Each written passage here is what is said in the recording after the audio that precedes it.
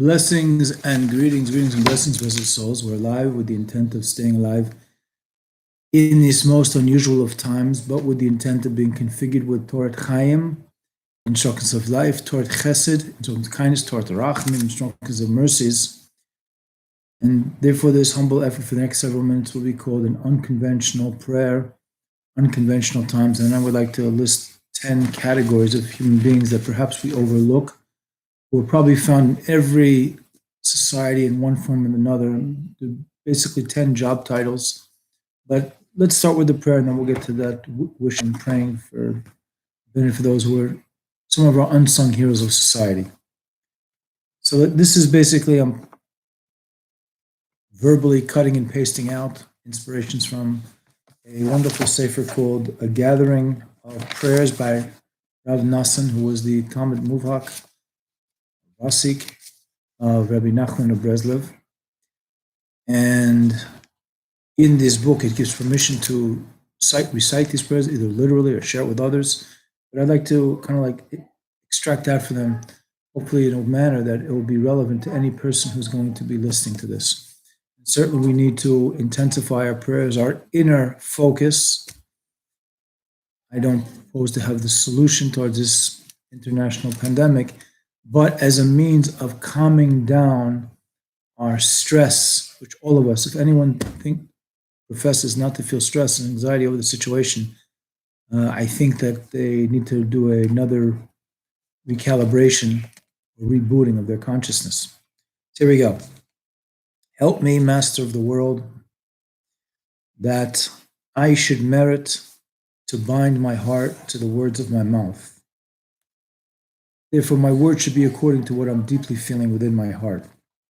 And save me in your abundant mercies that I should speak before you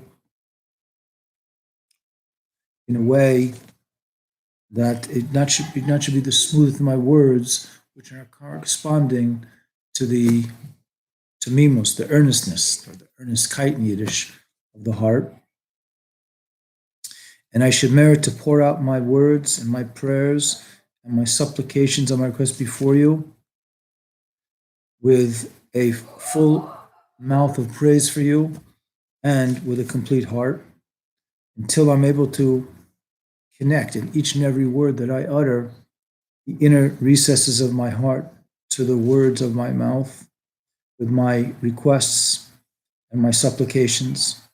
And it should be with me continually that you shall deliver me and you shall help me, and I should merit to be able to elucidate all of my words before you constantly with all of my heart, and that with all of my heart I should speak before you continually in truth and with a complete heart, and that I should merit to further increase with a sense of isolation within myself in the positive. It's not the imposed isolation that we must do for legal and reasons and health reasons and societal reasons and halachic reasons, whatever the reasons may be, but that we should be successful in isolating ourselves within our own sense of consciousness, isolating ourselves to speak with a proper singularity between ourselves and our Creator, until there should be revealed and illuminate an essential point of holiness that is rooted within me, which is that level of tzaddik, of righteous, that can dwell and is dwelling in a concealed way in each and every heart. And this point of holiness should illuminate and rule over by way of the words of my mouth with my prayers and my supplications and my requests. And I should merit to bind my heart to the point of holiness, of this holiness, with a strong and powerful connection until the point of kedusha, holiness.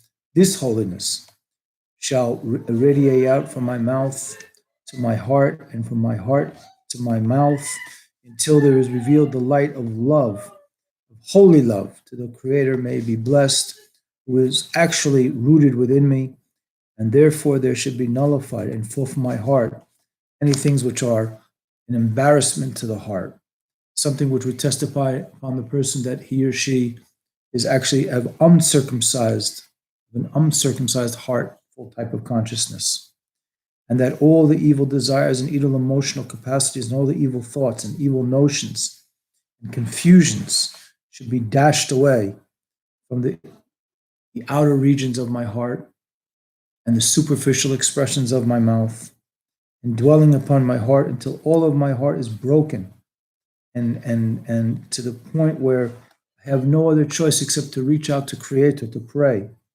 And all negative elements should be nullified before myself or each and every one of us, because the light of the point of the light of holiness is within me, and that I should merit that this should be revealed and this should be illuminated from my mouth to my heart by way of words of praises, words of supplication, words of request, words of arousal unto you, to your service, and I should merit to say them in truth with a complete heart, from the depth of my heart to the truth of the Creator. So that's just extracting out some points from the prayer of Rabbi Nassim, which I cut and pasted and anglicized it for you, blessed souls. Now, I'd like to wish blessings and protection for this following 10 categories of human beings who are either working these type of, engaging in these type of endeavors on a volunteer basis, or they're getting paid, and most of them are not getting paid a lot of money. And if they're getting paid a lot of money, they endanger their lives. And therefore, they are sacrificing themselves for the greater good, which many people right now are sacrificing themselves for the greater good during this horrible pandemic. So may blessings and protection be upon all those who are sacrificing themselves for the greater good.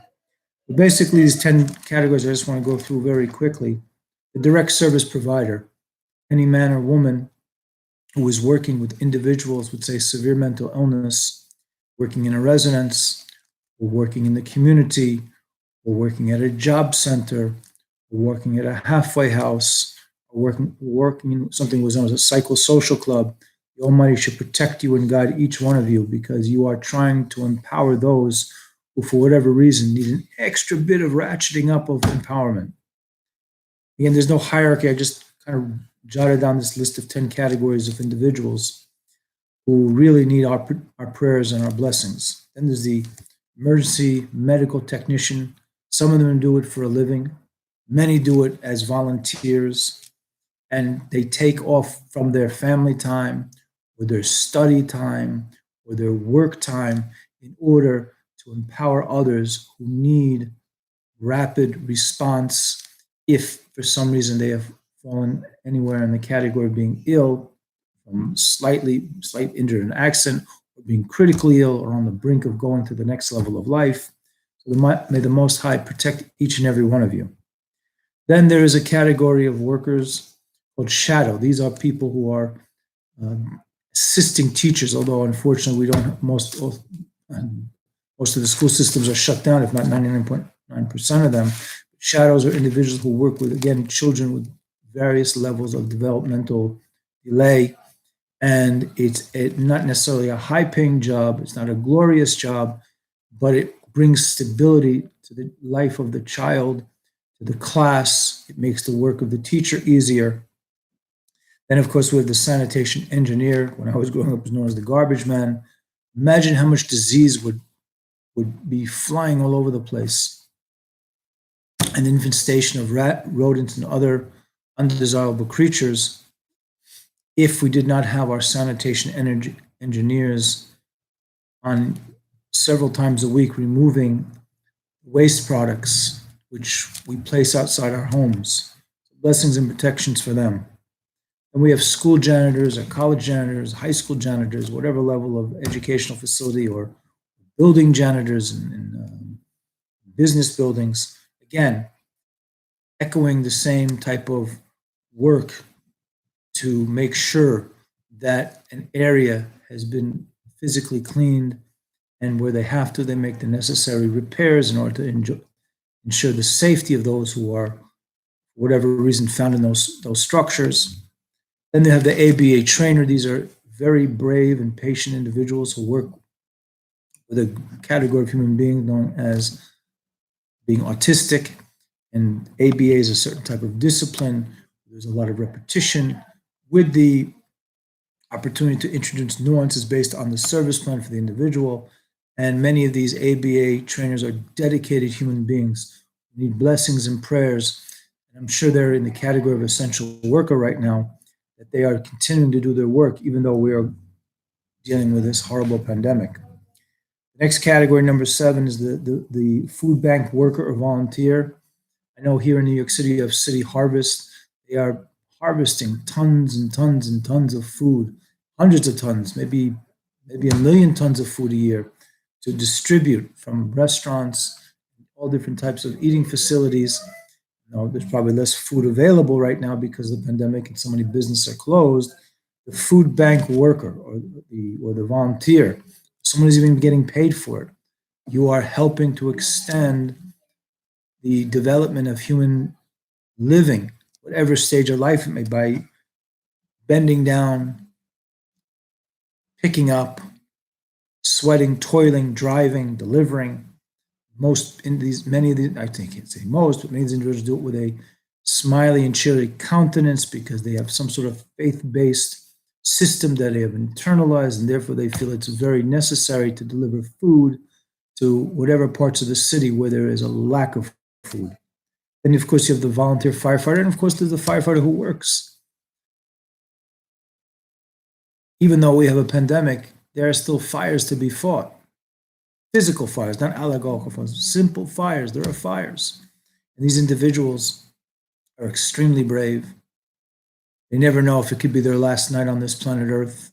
And again, they're doing it for the sacrifice of the greater good. Even if they're making a good salary, they must be commended and praised and prayed for.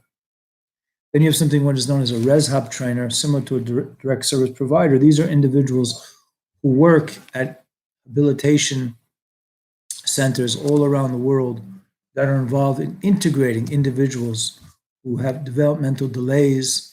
And it takes a lot of patience. It's not necessarily a high-paying job, but here they are going out and taking individuals to the street to give them a sense of dignity, because no human being wants to be cooped up in a facility. Historically, the last 45, 46 years, we're in a place in Staten Island where there was tremendous human abuse. People were chained to their beds. I actually had a chance to work with a couple of individuals like this who were in a place like that in Staten Island. And eventually they moved into group homes. We used to take them out. We used to integrate them, and you could see the humanity being restored to them.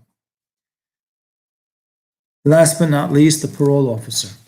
Working with individuals who, for whatever reason, we cannot judge, have fallen off the side of human balance and engage in activities which the court of law, for better or worse, has decided that they should spend a certain amount of time incarcerated, and then they earn the right through their good behavior, or their sentence has concluded.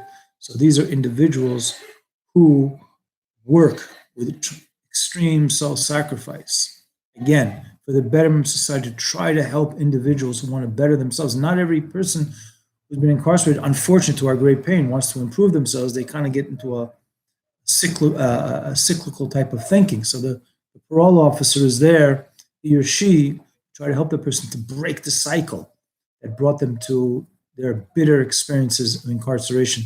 I doubt anyone who's been incarcerated has ever can say that was a positive experience.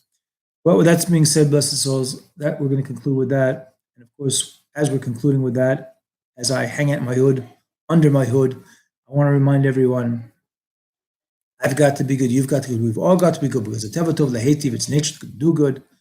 And we're getting close to the Pesach. You see that yellow bag above my right shoulder. That's the matzah we hope to be eating in about a week or so. And I have a Haggadah in back of me in that yellow bag, delivered to an individual tomorrow to help them prepare for their Passover observance. So let's think about, what can we do to make it a better world? Professionals in the medical field, in the scientific field, and all these different endeavors, biology, microbiology, whatever it may be, are trying to do their best, I believe. I know on an individual person-to-person basis, these peoples wouldn't have not gotten to these endeavors in the sciences, the social sciences, or the medical field, the biology field, the scientific field, unless they had some sort of burning desire to help other human beings. So let us pray for them to be successful. So I guess that's an 11th category. It's a little more glorious, some of those categories, the doctors, the nurses, the scientists, the microbiologists, the surgeons, whatever you might say. But anyway, let us continue to work and push each other to think good, speak good, do good in a way of a havachad, one love, garlachad, one dasik kolon of always v'darchanam, dark shalom, pleasant, peaceful way. We continued with the blessings of the Most High. Take care, everyone.